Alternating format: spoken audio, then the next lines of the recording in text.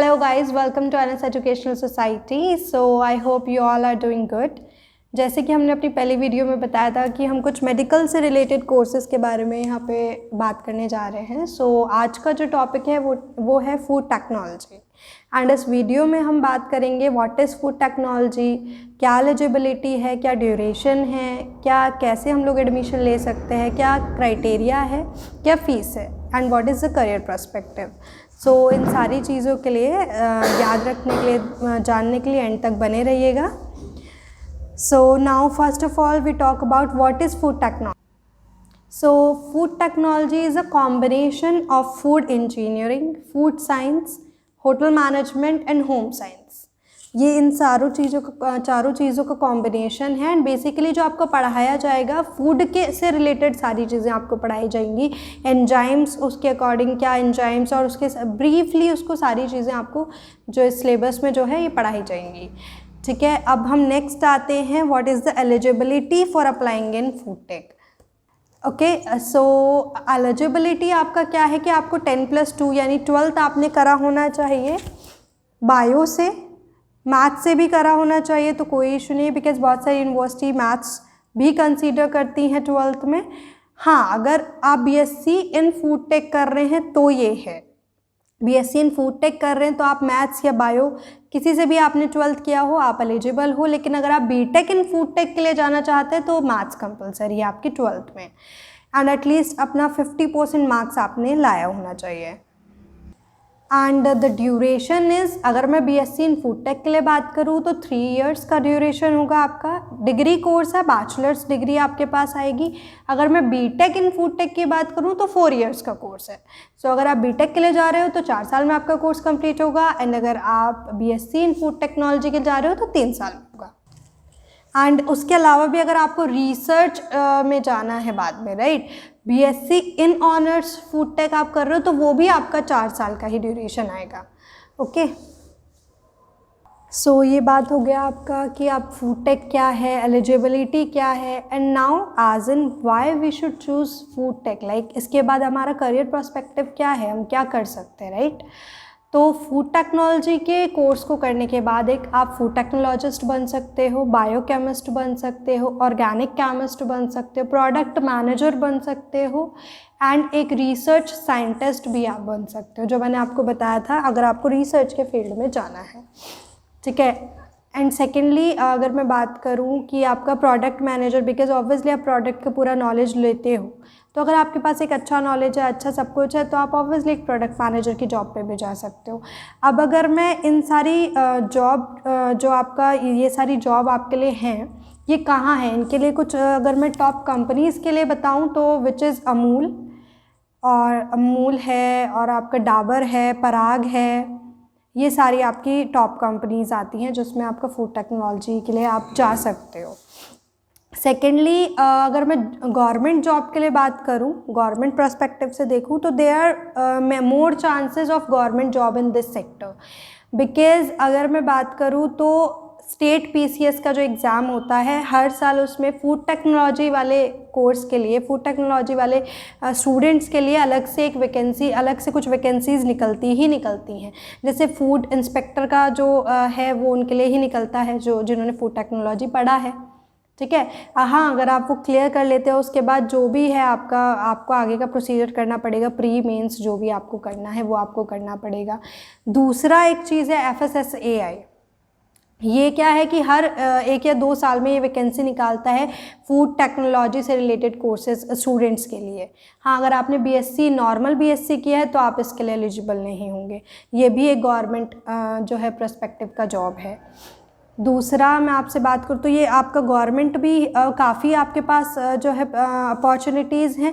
और नॉर्मल अगर आप प्लेसमेंट के थ्रू जाते हैं या फिर अगर आप नॉर्मल कंपनीज़ में प्राइवेट भी जाते हैं तो भी आपके पास एक बहुत अच्छी अपॉर्चुनिटी है.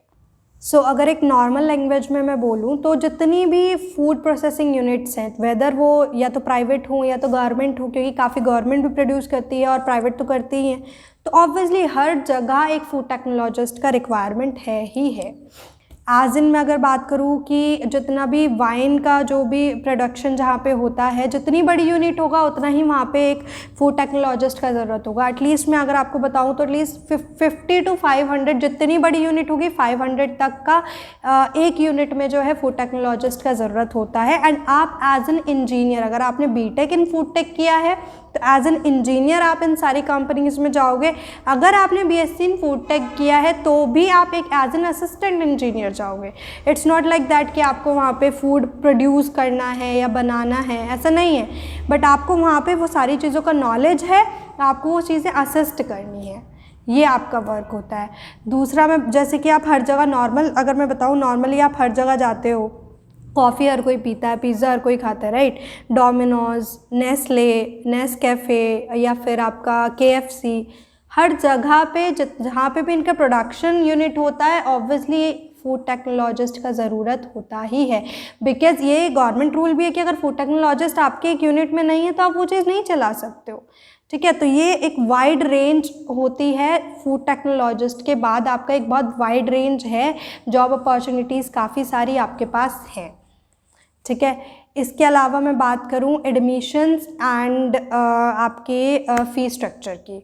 सो एडमिशन्स की अगर मैं बात करूं, नॉर्मल जो है फूड टेक में डायरेक्ट एडमिशन होता है, ऐसा कुछ है नहीं। जैसे मैंने आपको पहले बताया था, आपने अपना 10+2 यानी कि 12th अपना 50% मिनिमम क्राइटेरिया रख के आपने बायो या मैथ से करा होना चाहिए। बीएससी इन फूड टेक में आप एडमिशन ले सकते हैं।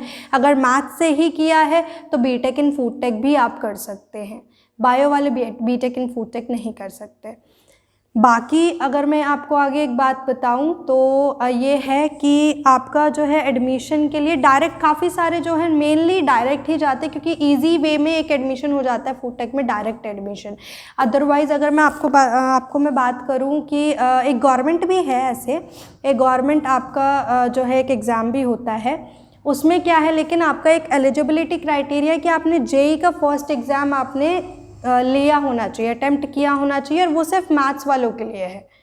आपने अटेम्प्ट किया होना चाहिए प्लस आपके पास मैथ्स होना चाहिए, तब आप उस एंट्रेंस एग्ज़ाम को देने के लिए एलिजिबल होते हो। तो इससे बेटर सब लोग इजी वे में सोचते हैं कि हम डायरेक्ट एडमिशन ले लेते हैं, बिकॉज इसमें भी सेम चीज़ है। मैं यही बोलूँगी कि डायरेक्ट एडमिशन जाओ या एंट्रेंस से जाओ, सेम बेनिफिट है। ऐसा कुछ भी नहीं है कि कोई ऐसा कोर्स नहीं है जिसमें आप एंट्रेंस बेस से जाओ तो आपको ज़्यादा बेनिफिट मिलेगा, ठीक है। ये मेरा पर्सपेक्टिव है। बाकी फ़ीस स्ट्रक्चर की अगर मैं बात करूँ तो फ़ीस स्ट्रक्चर आपका होगा, आपका 50,000 to 1 लाख के अप्रॉक्स में, सबका मैं बता रही हूँ, 50,000 to 1 लाख के अप्रॉक्स आपका पर ईयर का होगा फ़ीस स्ट्रक्चर। सेकंड, अगर मैं बात करूँ कि फूड टेक्नोलॉजी अगर आपने बीएससी से फूड टेक्नोलॉजी किया है, अब आप हायर एजुकेशन के लिए जाना चाह रहे हो, तो भी आपका एक एंट्रेंस टेस्ट होता है। वो करने के बाद आप जा सकते हो, एमएससी फूड टेक कर सकते हो। अगर किसी ने नॉर्मली बीएससी बायोटेक किया तो भी वो एमएससी फूड टेक कर सकता है। इससे क्या होगा कि एमएससी फूड टेक अगर आप करते हो तो आपका जॉब अपॉर्चुनिटीज़ बढ़ जाता है, एक अच्छी जॉब आपको मिल जाती है, बिकॉज ऑब्वियसली एक मास्टर डिग्री आपके पास होती है, ठीक है। तो ये आपके पास ज़्यादा जॉब अपॉर्चुनिटीज़ आ जाएंगी। जो भी अभी 11th या 12th में है, एटलीस्ट उनको जान लेना चाहिए अभी से कि अगर वो फूड टेक के बारे में सोच रहे हैं तो आगे उसके लिए क्या प्रोस्पेक्टिव है, उनको क्या करना चाहिए और क्या उनके लिए ज़्यादा ज़रूरी होगा। तो अगर बीएससी के बाद भी बहुत सारी अपॉर्चुनिटीज़ हैं, लेकिन अगर आप एमएससी भी कर लेते हो तो काफ़ी अपॉर्चुनिटीज़ बढ़ जाती हैं, बिकॉज ऑब्वियसली एक आपका प्रमोशन, एक लेवल आपका बढ़ जाता है, ठीक है। तो I guess this is the whole thing about food tech, and I hope like ये वीडियो भी आपको बहुत हेल्प करे। एंड इसके अलावा अगर आपको कोई भी क्वेरी हो, कोई भी क्वेश्चन हो, आप दिए हुए नंबर्स पे कॉल कर सकते हैं। सेकेंडली, आप कमेंट भी कर सकते हैं, और अगर किसी कोर्स के लिए आपको चाहिए कि और किसी कोर्स के लिए हम लोग वीडियो बनाना है या आपको बताना है, तो वो भी आप कमेंट कर सकते हैं। Thank you so much. Please subscribe कर दीजिएगा, एंड वीडियो पसंद आई हो तो लाइक भी कर दीजिएगा।